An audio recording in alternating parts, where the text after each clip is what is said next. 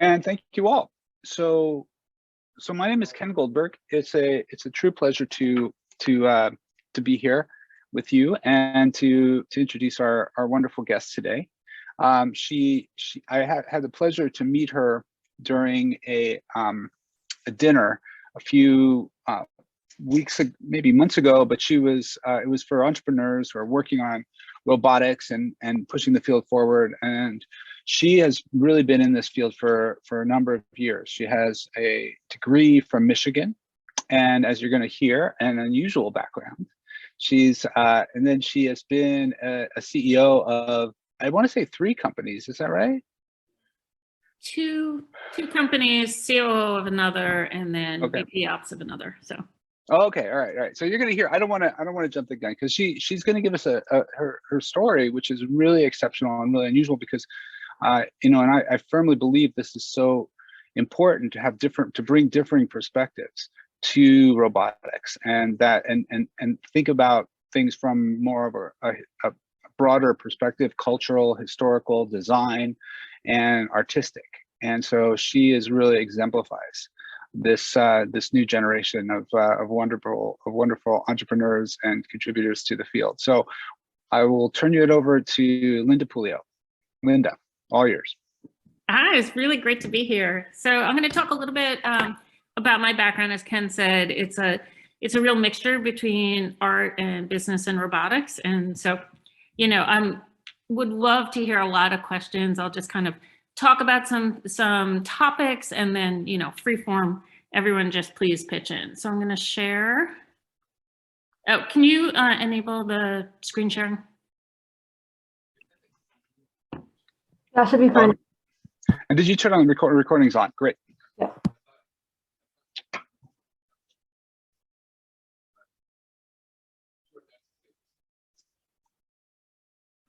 Are you able to screen share now? I'm having some trouble on my side, but it's because I'm using my husband's. All right, I'm just gonna talk about a bunch of stuff then, and without visuals, and we'll go from there. So I have a pretty interesting background. When I started, one of my earliest memories are really involved with art and business. My great uncle, his name was Joseph Hirshhorn, and he ended up, he's one of the premier modern art collectors. So in today's time, he would have been an entrepreneur, considered an entrepreneur. At the time, like in the 1920s, he was more into mining and Wall Street, but he ended up amassing a collection of 20,000 pieces over his time.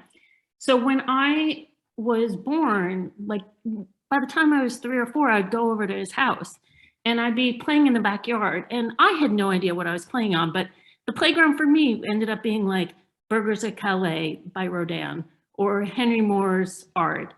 And I remember very distinctly, like sitting at his house and seeing this little hand-drawn birthday card that everyone was making a big fuss over that looked like a kid could have drawn it. I was like, oh, what's the big deal about this? Why are all these adults making a fuss? And it turned out it was like a Picasso because he just knew all these really wonderful people because he was collecting all this work. So from my earliest days, I was always like surrounded by these beautiful things and really, really curious. But I also became really curious about business because he had a great influence on the family, and in his lifetime had started maybe 7 businesses, and he built something big. The whole thing would like fail. He'd build it up to, millions and millions of dollars at the time, which was a ton, and it would go down to like $2,000. But then he would do it again. And at the end, it's just so big that you couldn't destroy. But I learned this kind of mentality from the time that I was a kid of take risks, build huge things, be creative, and have a mission and surround yourself with beautiful things. So I grew up in a very tiny town and had about 100 kids in my whole high school. And from the time that I was, 5 to, graduate, it's the same 100 kids. And I could not wait to get out of that town. Can I check? Was this from the Hirshhorn Museum? Is that the Yes. same uncle? Yeah, Oh my it's the gosh. same. Okay. Was it in Washington then, or near Washington that you grew up? Yeah, well, so he had a house in DC that I was at, and also one in Connecticut. So, you know, he was like, it was actually interesting because he was like this tiny little guy who was under 5 foot, although in the press would say that he was over because he had ego. But he just was larger than life. And so it was a really good experience to like be around that kind of personality and emulate some of those, the things that I've learned from him have become skills in my later life. So most kids do not grow up with this kind of like balance between being really intrigued by business because you can see the power of what it did, as well as just an appreciation for the fine arts. And I think, you know, I think a lot of the stories that I grew up on were things that I'm seeing replicating now. So he was very heavy into stocks.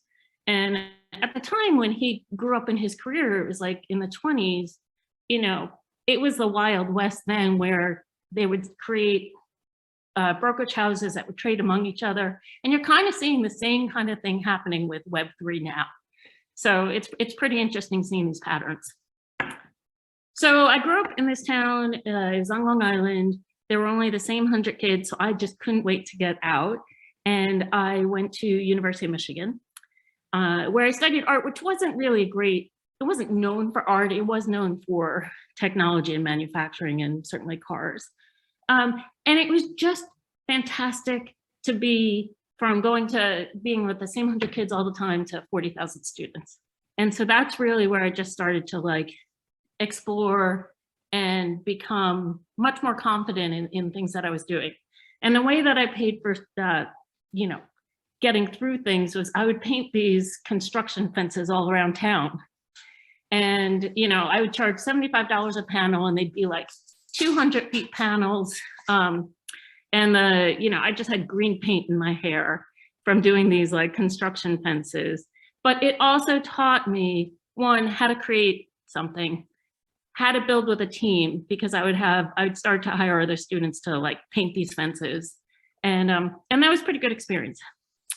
So then there were myths about starving artists and, you know, being in this lonely room by yourself. And so when I went back after college to New York, that actually was kind of like my life, and I really hated it. Because in college, it's so fun. You're around all these people and there's all these ideas and you feed off of each other. And then when I went back to New York, I was just like in this room by myself and I couldn't stand it. So I joined a company called Gouda, which was a private label company. And we would produce product for all the museums. So it was a really great fit. I ended up doing design and operations for them. We did anything from, you know, t-shirts and ties and tote bags, any kind of product that had art on it.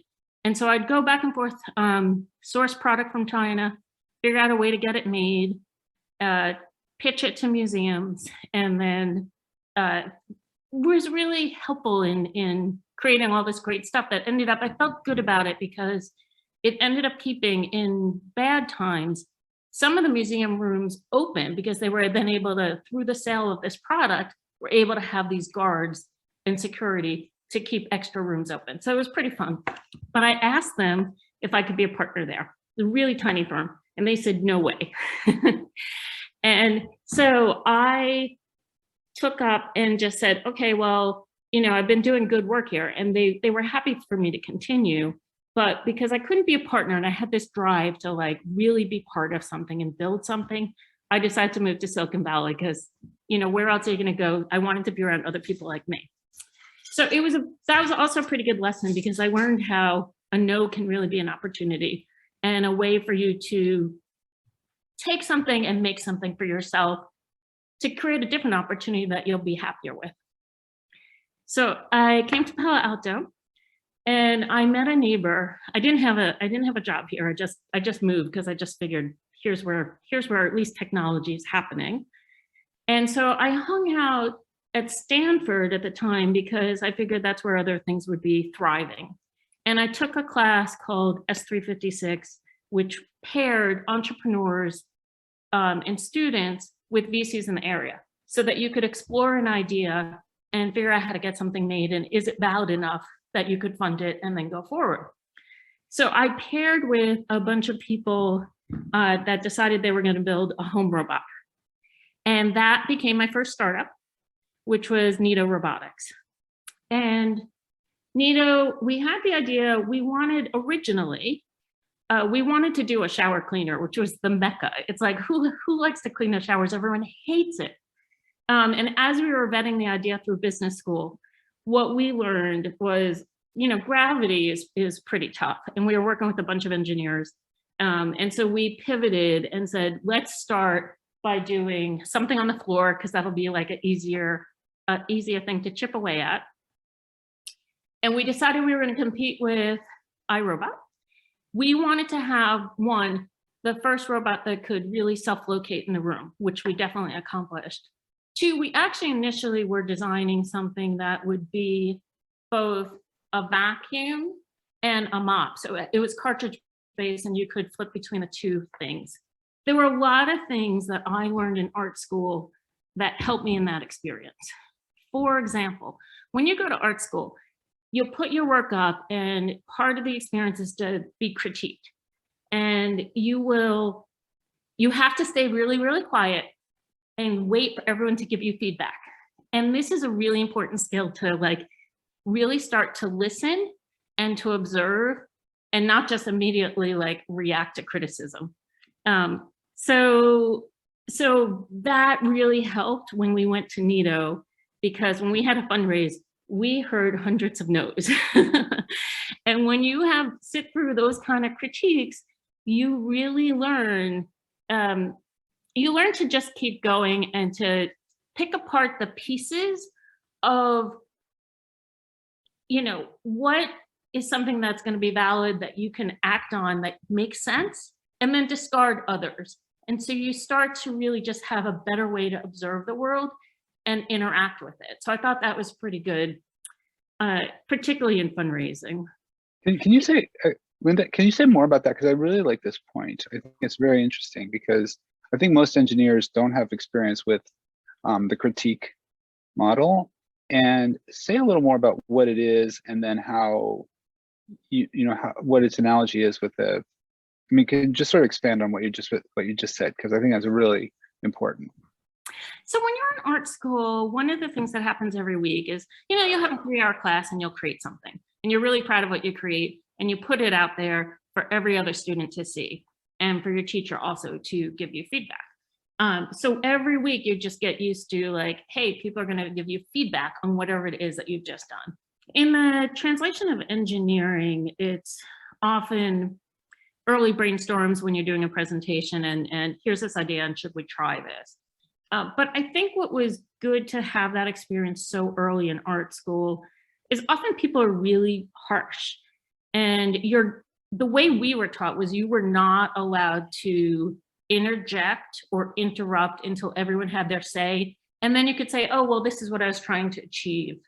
And so you kind of picked apart pieces and understood, oh, this is valuable, this will push me forward, but I don't have to listen to everything, because not every opinion is one that you can choose to take. So when I went to fundraise, you will just hear a lot of no's. And so people will be like, constantly, when you have an idea or a vision and you're trying to sell it, investors often will just say, look, that's crap, or that will never work, or, maybe you should try this other thing totally, or, and so it just kind of gave a really good baseline for how to interact with people later on. If I can add to that, I think it's an interesting observation, because I think with the, I know that those can be pretty brutal. You've given everything, you've worked really hard, and then you have this moment where you're exposed, and everyone's sitting around, all your friends and everything else, and they just, they can start to really pile on and critiquing you. And then, your professor might even jump in too. And then, but I say there's two things. One is you're saying you have to kind of develop a thicker skin, that you don't feel demoralized from those kind of experiences. And I think the analogy is probably when we get negative reviews of our papers, right, which we do, and sometimes those can be very harsh. and you have to sit there and read through these, and your paper was rejected, and then sort of on top of it, the first thing you hear is your paper, regret to inform you that your paper is rejected. And the second of all, here's all the, here's all the negative reviews that people said about it, right? So you have to be able to sort of bounce back from that, not feel overwhelmed. But the other piece that you're saying is, which I really think is so important, is also look for the valuable in critiques, the components, which is, if you just say, hey, I'm just going to turn that off and walk away from it, I'm going to ignore it. That's not a good thing either, because what you want to do is, you want that there are some elements of truth in that feedback, and it's going to help you for the next time, right? Whether it's submitting a paper or the next pitch. And so being open and sort of trying to, as you're saying, filter out what's the good stuff here without getting discouraged or frustrated or angry with the other stuff that's coming at you. And I think that's a great point, because really we do not have much experience. Engineering school, you just don't get that kind of thing. You may do a presentation, but usually it's as a team, and everybody tries to be pretty encouraging, at least in engineering, in my experience. But you don't get that kind of harsh, this is a portrait of your grandma, but I don't believe that this makes any sense, and it doesn't look right, and the lighting is wrong, and you're like, but it's my grandmother, So it's also very personal, and so you develop this kind of ability to not take it personally, I guess. Exactly. And a couple of the other lessons that I really learned were, you're trying to, with art, as with, definitely with robotics, you're trying to repeat things and improve over time and have something that's very, very predictable. And so I thought, like, for example, when you take a printmaking class, you're trying to make multiples of the same thing happen, and you're trying to know in advance, when I do something this way, it is going to get this result. So I thought that was my earliest experience at repetition. You're constantly observing. You're also trying to, here's this vision I have, and here's what I'm going to create from a blank canvas. And it's the same when you do a startup. So when you create a painting, it's totally blank. You have to have an idea. There's going to be thousands of bad ideas. So you have to kind of sift through what is going to be the one that's going to work. You put down this one piece of paint, and then the very next piece of paint next to it interacts with that first one. And it may throw off the balance. And then you have to have a third one, and they all have to go together. And that's in a similar way when you're creating a company, or even when you're creating, the first path for your robot to take. It's, how are these things going to interact and balance with each other to get the result I want? How am I going to express this mission and vision to tell a story in this artwork that's going to resonate with people? It's the same thing with creating a product. You're like, in my case, first with Nito and then with Dishcraft. With Nito, we wanted to create, cleaning products that would alleviate household chores. When I did Dishcraft, my second robotic startup, it was, how do we help commercial kitchens clean dishes so that we could automate all of it, so that to free up people to do their time to do what they want. So, to do that kind of very large vision, you have to break it into a whole bunch of different tasks, but you need predictable results. And you really need to learn how to observe what your clients are going to need, and then collaborate with their team. And in the same way that you slash a piece of red paint on a canvas, and then you're putting blue next to it, the red becomes really red because you put the blue next to it. So the same thing happens with people. You're like, okay, you start with all your R&D folks, and now all of a sudden I'm going to bring sales into the mix. The R&D folks might have been much more introverted. The sales and the marketing people are a little bit more extroverted. They want to paint the story maybe broader than the R&D is comfortable with. So you're constantly like shaping and balancing all these elements in a creative way. And I think that really helps. I think that when you bring together all these different pieces and you're trying to create this whole, it's that diversity is what makes a much stronger team. Like all these different impacts just definitely help. And I'll tell you, like, there's going to be times where you're just going to be in crisis. So one of the first things that we did at Gouda, actually, we had gotten a client, the Metropolitan Museum of Art, and it was our first big museum that we were going to work with. And the first product was a backpack that we created out of like an icon they had. It was called, it was a hippo, not William the Hippo. And so we created this whole kids line around it. And we went to go to press with it, and the whole factory burned down. And we're just like, oh no, we're going to lose this client. And it's the very first big deal. And the whole museum community is going to find out about this. And so in those kind of things, you have to be really creative. And so all of us sat down around the table and we said, well, what else could we do to get to this order? Because there was a dependency on things at a certain time. And we could have just claimed force majeure because the whole factory burned down. I mean, obviously the museum would have understood that.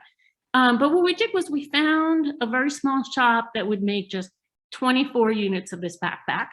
We airshipped them, all the while in parallel then finding an alternate. So we didn't meet the full demands of the order initially, but we met enough in a creative way that we could keep going and retain and, you know, again, tell a really good story for the company that we could keep going. Another thing we learned at Nito was really around communication and flexibility. We started the company thinking that we could do a rectangular floor cleaning robot that would get into corners. That was like the goal of what was iRobot not doing because they were circular. And so, you know, we started with this floor cleaning robot, it was rectangular. And like most of you as engineers will know, navigating a pure rectangle is very difficult. It had so many moves in order to like get out, get back in. It was a little crazy. And so we had to not be so wedded to that idea. And that's ultimately how we created the D-shaped robot that could get into the corner, but then very nicely navigate around it. So another lesson was like in art school, one of the things you're doing is you're creating a massive amount of work and then you're throwing stuff out all the time. And as soon as you like fall in love and get too precious with something, you have to learn to scrap it because there's always going to be a better way.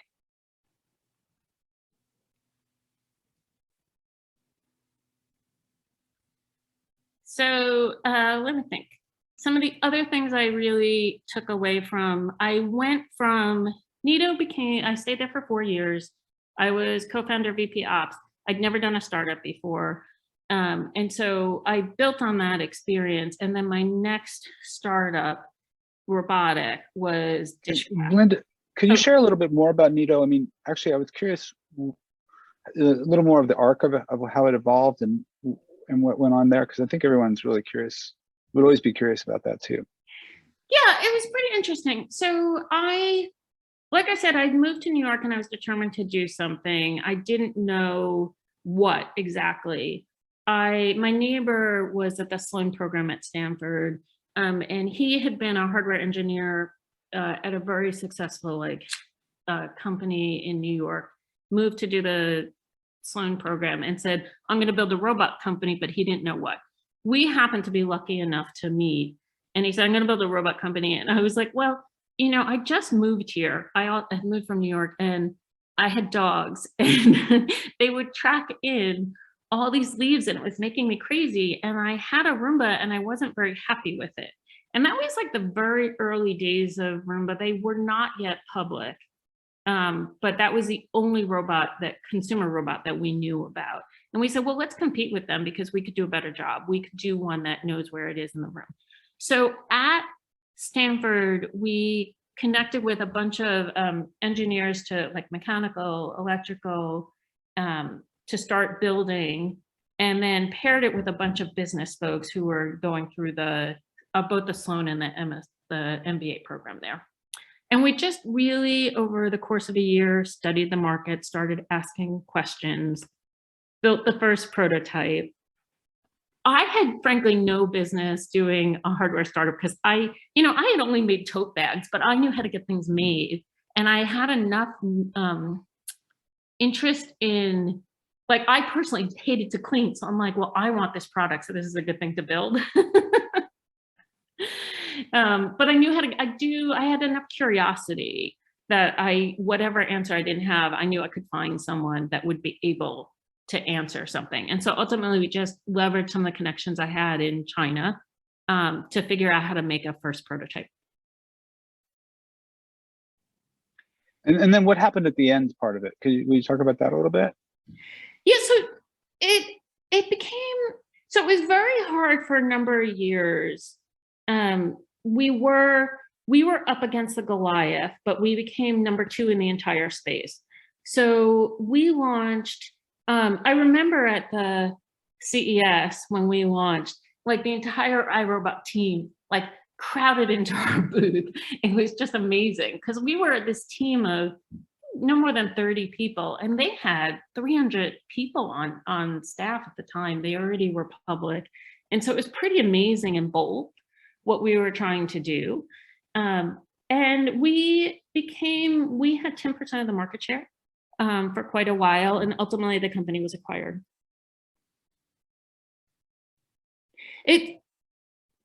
It was, I would say, like pretty amazing going up against a really big entity. We achieved great things. Ultimately, at some point, like after about 8 years, so many companies really believed in the space, and much bigger ones. It became very fragmented once Dyson and Electrolux and Bissell and all these others got into it. But we were definitely the first with that LiDAR that was low cost that everyone wanted. It was pretty amazing.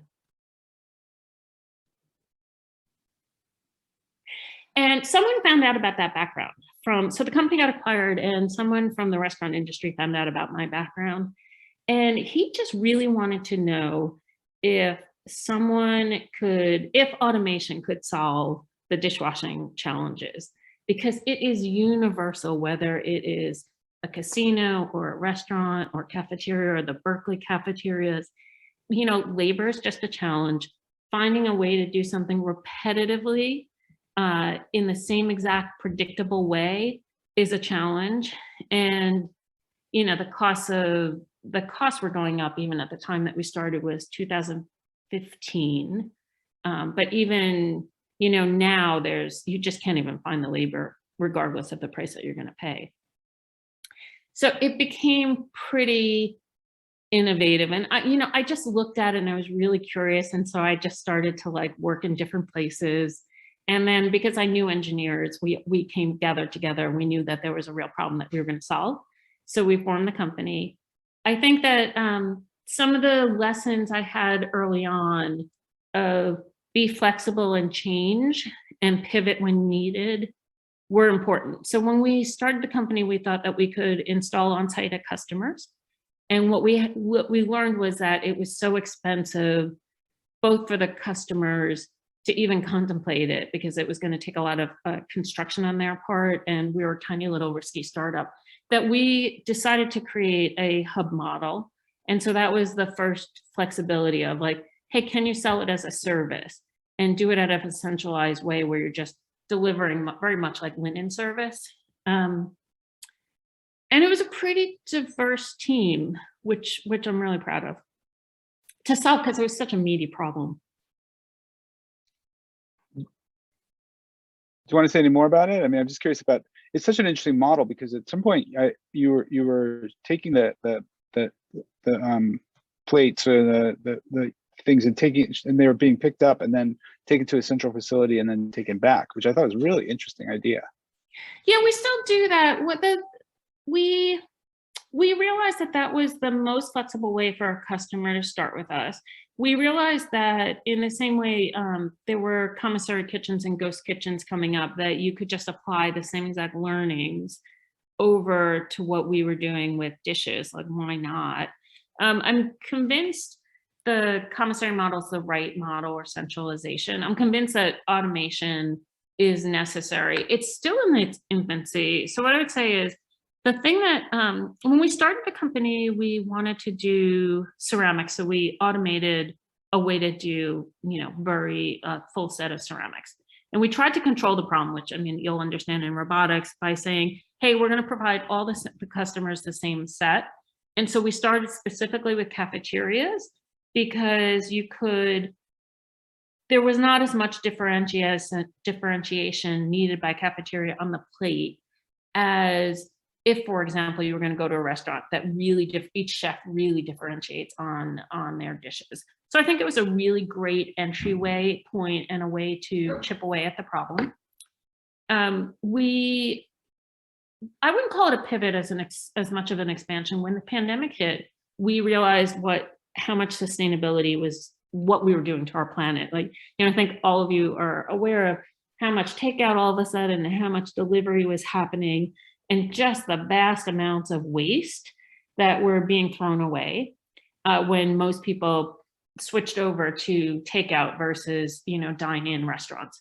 So we said, well, we can really have an impact here. So we added to the line by adding a line of reusable containers, and we figured out a way to automate them through the robot. That was pretty important. I mean, I'm pretty proud. Up to now, I think we've saved 500,000 items from going into landfill. Wow, I did not know that. That's really interesting. I've always thought about this idea of reusable because, you're getting delivery, and then if you could leave out like the dirty dishes or whatever, and then someone with the next delivery picks those up, right? They may as well because they're going to be there. So the environmental impact is huge. Yeah, it's massive. It's really interesting because it's definitely the way of the future, where I think that we looked at it as there's going to be a fourth bin. You have your recycle, you have your landfill, you have compost, and then there'll be reuse. And for reuse to really make sense at scale, the cities will get involved, and there'll be places where you will just know to deliver or drop off. And we were doing a bunch of tests with that. We know it works. And so I definitely think that's the way of the future. Berkeley is probably the leader in it. Seattle is picking up the charge too. So I'm super excited. I'm actually super excited by this new wave of engineers and entrepreneurs coming up because, they look at like people of my generation and they're like, what did you do to our planet? And so they have this drive and they also have the work ethic, but they're like, hey, we're going to solve this. So, kudos to all of you, because I think that it's going to be really interesting what happens over the next 10, 15 years. So how did your art background come in Dishcraft? What were the elements there? Yeah, I think, look, when you're an artist, you have a desire to do things differently and you have a vision. And I think the vision and creating that story, because it was so disruptive. I think like when we did Nito, there was something that existed before that was doing things that way. It was iRobot, we had a better way of doing it, but we were a better gizmo. And I think with Nito, like people were like, wow, that is just insane that you're going to take away our dishes, bring it somewhere else, wash them with robots instead of people. I mean, it had just never been done before. So I think it's really understanding, I think both entrepreneurs and artists are saying like, hey, you can just throw things out and really disrupt and find a better way. So that definitely played. The passion to create something and the passion to really solve environmental problems definitely played. Communication, because you have to tell that story and you have to educate about why you're doing something very different. And then I think very different backgrounds. So so you may imagine, like we hired people off the street to help in the dish rooms and train them to run our robots. And so you're having people that have never experienced technology before that are often afraid. They're like, well, what if I break the thing? And just being able to have people who are highly educated, people that you're bringing up into giving them an opportunity to become technicians, just having people from the food background, which doesn't often play in robotics, like all of it in this big melting pot. I think that collaboration actually excites and generates a new type of company. How about things like design of the even from the slides from the beginning to this design of all the logos and the visuals for the company? Was that something you played an active role in? Yeah, so I look from the design background, I really cared. And interestingly, the CTO who went to Berkeley, he got his PhD from Berkeley. Also, he was he was very fussy about the brand. So, we learned very early, let's see, in the first year, we all sat down, there were only 4 of us, but we said, what are we gonna be? We published like our values right on the wall. And then anytime we hired people, we had them come in and sign the values so that they knew exactly what they were signing up for. In terms of the logo and the name, we looked at tons of names. In fact, I wanted to call it Spotless because I wanted to give spotless service and prove that every plate was spotless, but that was a very high bar. And what we realized was we wanted to potentially go beyond just dishes and creep into the kitchen. And we knew that the dish is how the chefs were referring to the food. And so we thought that was a pretty good, that was actually a broader way to go about the business than to just call it Spotless, because Spotless did tie us only to cleaning. With the logo, it was the 3Ds in a circle, turning, we were trying to show some motion there, but, dull, dirty, dangerous tasks. It was an obvious for robotics. We were pretty excited by the types of team and people that we could put together because, everyone could understand. About half the country has worked in a restaurant at some point early in their career. Maybe not dishwashing, but they would have been bussers or waitresses. And so it was something that that really resonated. And even at home, everyone's like, when is the home version coming? So.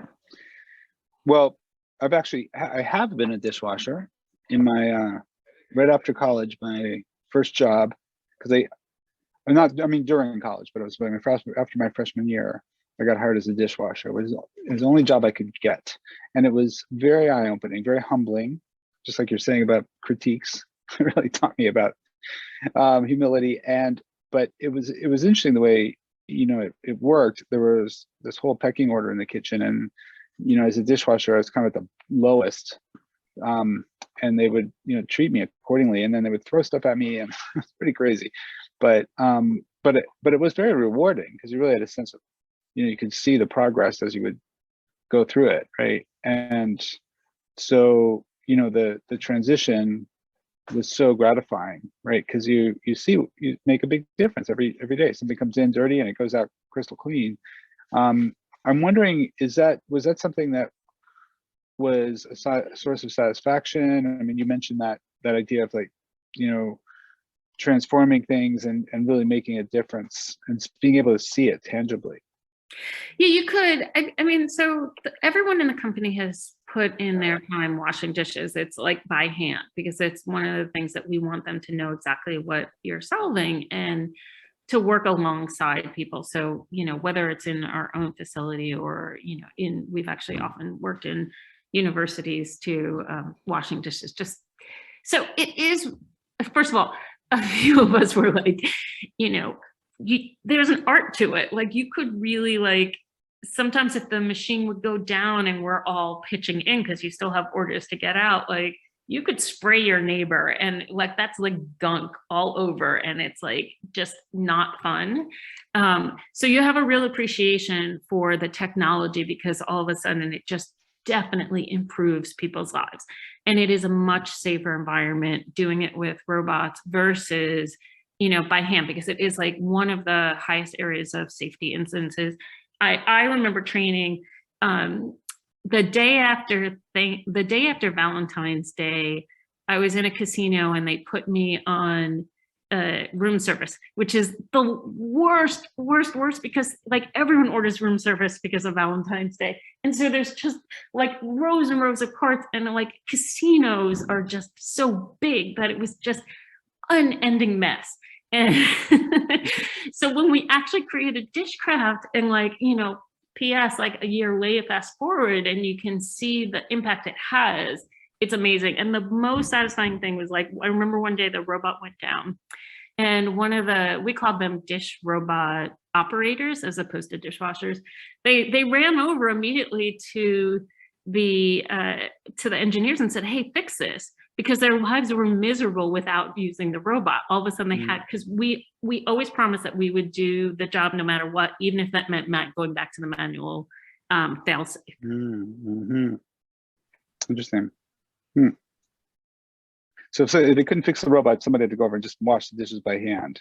Yeah, exactly. Your team. Because no matter what, you know, you want dishes to go out. And so one of the things, if you're ever starting companies, I extracted a promise from every investor that if the robot would go down, that they were going to have to sit there and wash dishes. Now, and so I have videotape that I'm not allowed to share of many helping us out in the early days.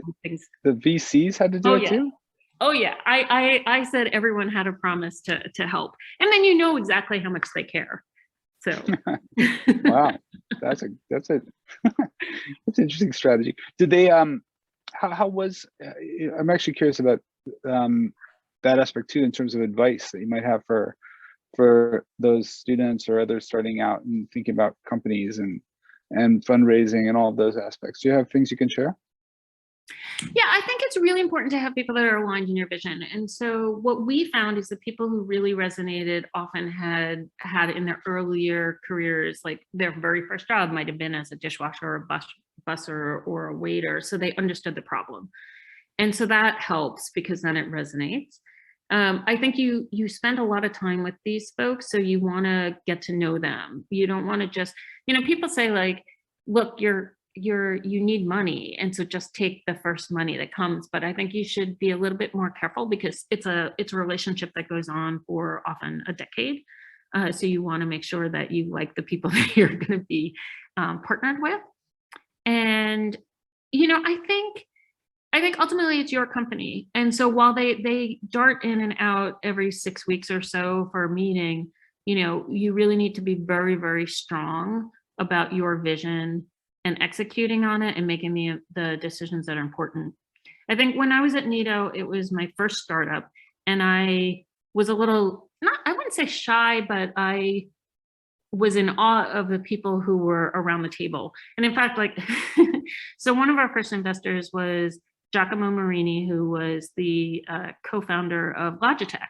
And so he had built this amazing, amazing company. And so, you know, I think at first I took everything he said as gospel. And then I learned that really you need to be strong in your own vision and have you know, he enjoys having that push-pull. So, yeah. Good. Okay. Great. So let's open up if anyone else has questions.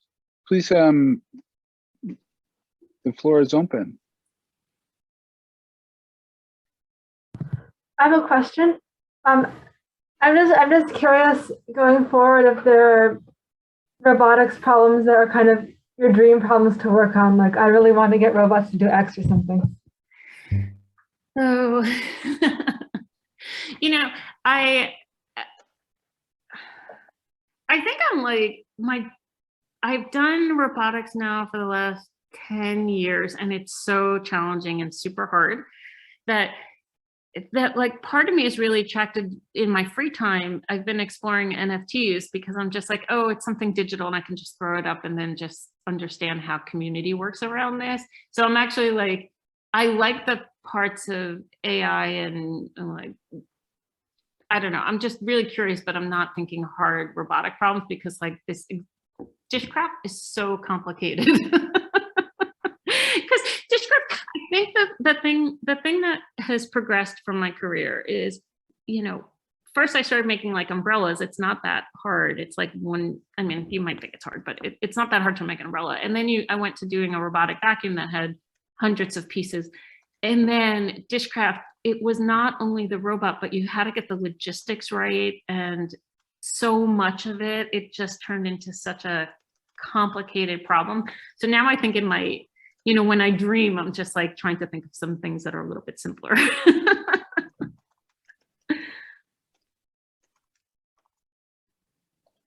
But in general, so I hate to clean. So to me, it's like anything that can just do that kind of thing for me, you know, frees up time to do other stuff that's cool. Yeah, I think a lot Hi, of Linda. Oh. Sorry, Ellen, were you saying something? I was just gonna say I think a lot of people want cleaning robots, so I didn't mean to cut you off. Sorry. No, no problem. Yeah, I just had a question, Linda, too. I was wondering, because you kind of mentioned like this pivoting process in the past with like the square cleaning robot. I was just wondering if you could talk a little bit more about that. Was it kind of a culmination of like a lot of little things or just a bigger underlying problem? Because I know pivoting is often pretty hard because you really do change your direction. So It's super hard. It's super hard to come to the point of like, hey, you have to realize it takes courage that exactly what you're doing may not be working to the best, and to just be willing to throw something away.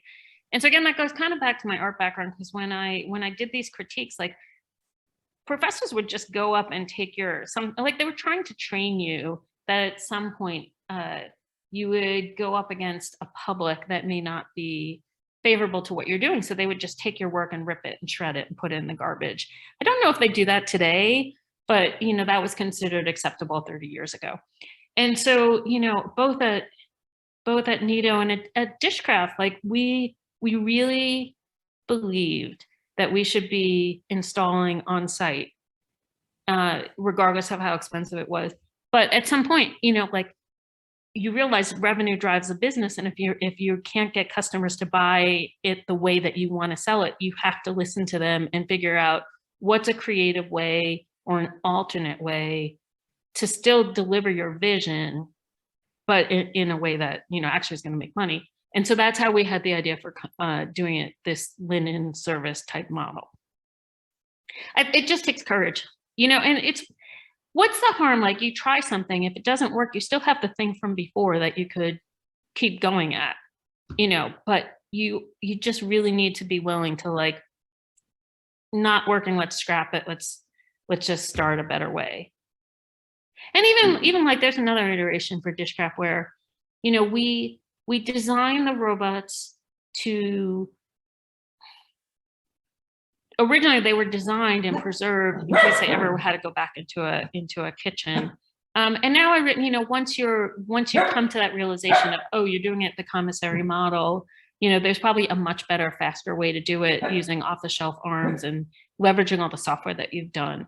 And so I do think that you're constantly in the process of like, okay, take what's good that you can learn from and bring it to the next iteration. And you see these really great companies do that all the time, like Netflix. I mean, it must have been a massive switch when they went from DVDs to streaming, but they just said, we're going to do it. And then another switch again when they said, look, let's decide to do our own custom programming. So again, like you can't get too precious. Like as soon as you really fall in love with the thing, that's the time that you should just like destroy it to build a better way. That's good. Thank you. That's a great advice to end on. I think one of the things that would it be possible to get in one final question? Okay, go ahead, Matt. Thank you so much. Linda, it's great to meet you and hear some of the thoughts, hearing about the dirty, dangerous, dull tasks. I had met Jennifer Gill Roberts of Grit Ventures about a year ago and been following your company and a couple others, but especially your company for some time, and had also met Ryan Dimmick at a conference, a robotics symposium, and he was sporting the cap. He's awesome. Yeah. And I just want to say, so my own background, worked in an ag tech startup before coming here, MBA, Master of Engineering, also taking a design class, getting slammed every week. I am definitely one of the worst designers in the class, architecture students and all the rest. But anyway, just wanted to say very, very inspiring, and the focus on a problem that very, very few people might think about as an application of some of these great technologies that are being trialed out here, and really hoping to see great things to come. Do you have any product managers? I'm curious. So John, we have one director that has just been delightful, but eventually I believe the company will expand. So I ask because I'm going to be doing product management this summer, and I'm just kind of curious what that looks like in it seems like when I've spoken with folks at like Built Robotics and SF, a lot of companies, they prefer to have some of the engineers take on some of the responsibilities versus having maybe kind of outside folks come in. And so I'm just kind of curious. I haven't really seen that in a robotics company yet versus software. Yeah, so I can tell you, John started as a mechanical engineer in his career and then really had an affinity for the customer. And so you look at it slightly differently when you're a product manager, but the good part of the skill is being able to translate what you hear from the customer back to the engineers of actually having that technical background. So you want to be really customer focused. Feel free to, anyone here who wants to reach out to me, my email is linda@robolinda.com, and I'm happy to answer any other questions. But if you want advice or, connections further, I'm happy to like share my network with you. I've brought us over time, so I very much appreciate the follow-up. Anyway, just thanks. Thanks, Matt. That's perfect. Okay, well, thank you, Linda, for sharing your info, because I think people will want to follow up with you. And it's also great to have us now on recording. And thank you again for sharing this great story. Super inspiring, and I really appreciate it. Thank you from all of us. Okay.